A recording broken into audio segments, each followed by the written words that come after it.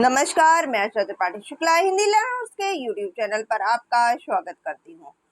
आज हम आपको राजस्थान जेएलओ के लिए एक नई अपडेट लेकर के आए हैं। राजस्थान जेएलओ का जो बच्चे एग्जाम देने की तैयारी कर रहे हैं वे इनको ध्यान से सुने, वीडियो को लास्ट तक देखते रहे। छोटी सी वीडियो है, आप उसको लास्ट तक देखेंगे तो आपको पता चल जाएगा कि नई अपडेट क्या आई है और क्या इसमें निगेटिव मार्किंग है या नहीं है। अगर है तो वह कैसे है, इस सब का पूरा डिटेल हम इस वीडियो में देंगे।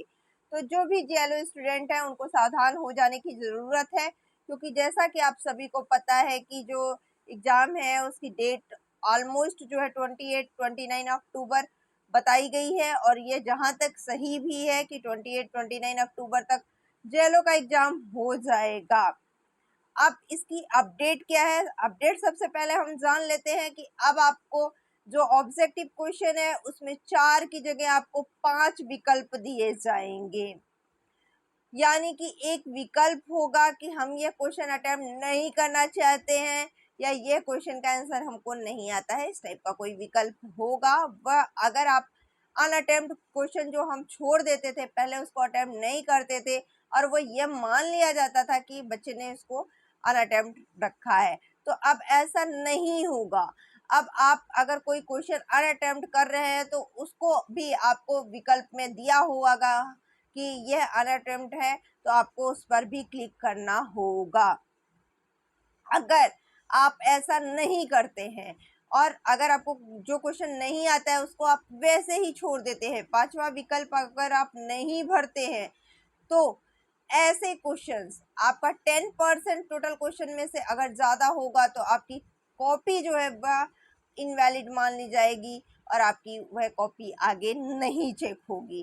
तो इसलिए अब आपको पूरे 100 में 100 क्वेश्चन करने हैं, आपको एक भी क्वेश्चन कम नहीं करना है। जितने भी क्वेश्चन एग्जाम में आ रहे हैं आपको सारे क्वेश्चन अटेम्प्ट करने की ज़रूरत है पांचवें विकल्प के साथ, जो कि पांचवा विकल्प होगा अनअटेम्प्ट क्वेश्चन का।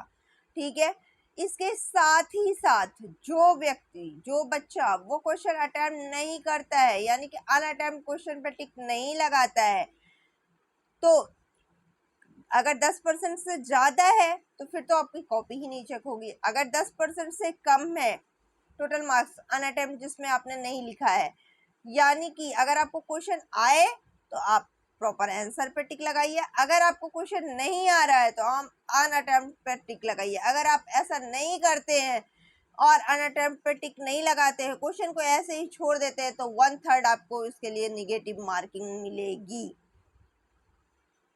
क्योंकि ऐसा माना जाएगा कि आपने वह क्वेश्चन को पूर्ण नहीं किया है या फिर गलत किया है, तो इसके लिए भी आपको 1/3 निगेटिव मार्किंग मिलेगी। हालांकि 1/3 निगेटिव मार्किंग उस समय होती है जब आप क्वेश्चन को गलत करते हैं, तो लेकिन यहाँ पर अगर आप अनअटेम्प्ट नहीं डाल रहे हैं, अनअटेम्प्ट में आप गोला नहीं भर रहे हैं, तो उसके लिए भी जो है आपको 1/3 निगेटिव मार्किंग मिलेगी। या तो क्वेश्चन को आप सॉल्व कीजिए, यानी कि अब आपको अनसॉल्व क्वेश्चन नहीं रखना है, क्वेश्चन को पांचवें विकल्प के साथ में सॉल्व करना है। अब आपको पूरे 150, सॉरी हमने 100 बोला था बट 150 क्वेश्चन आते हैं, तो अब आपको पूरा 150 क्वेश्चन आपको पूरा करना होगा। अब बच्चे कहेंगे कि पहले तो हम अनअटेम्प्ट क्वेश्चन छोड़ देते थे तो हमें टाइम कम लगता था, अब हम पूरे 150 क्वेश्चन करेंगे तो हमें समय अधिक लगेगा। तो जी हाँ, इसके लिए भी सोचा गया है। समय आपका 5 मिनट एक्स्ट्रा दिया जाएगा, जिससे कि आप अनअटेम्प्ट जो क्वेश्चन है उनको आप सॉल्व कर सके, यानी कि अनअटेम्प्ट का गोला आप भर सके। यानी कि 5 मिनट का आपको एक्स्ट्रा समय दिया जाएगा उसको भरने के लिए। ठीक है, इसके साथ ही साथ हमने बता ही दिया है कि निगेटिव मार्किंग 1/3 होगा। अगर आप क्वेश्चन को सॉल्व नहीं करते हैं या गलत करते हैं तो 1/3 आपका निगेटिव मार्किंग होगा। 5 मिनट का आपको एक्स्ट्रा समय दिया जाएगा।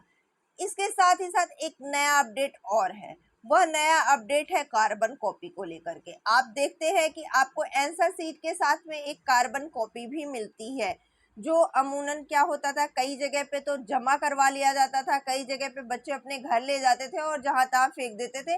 कई बार तो ऐसा होता था कि वहीं पर फेंक देते थे या सॉल्व करके वहीं छोड़ देते थे। अब आपको ऐसा नहीं करना है, अब आपको कार्बन कॉपी जो है उसकी वह आपको अपने साथ लेकर के जाना है। और जब आपका इंटरव्यू होगा या फिर जब आपका फाइनल एग्जाम होगा, जब डॉक्यूमेंट वेरिफिकेशन होगा, उस समय डॉक्यूमेंट वेरिफिकेशन के समय वह कार्बन कॉपी भी आपका डॉक्यूमेंट वेरिफिकेशन में लगेगा। यानी कि वह अब आपको कार्बन कॉपी को भी सुरक्षित रखना है, संभाल कर रखना है, जहां तहां आपको नहीं फेंक देना है।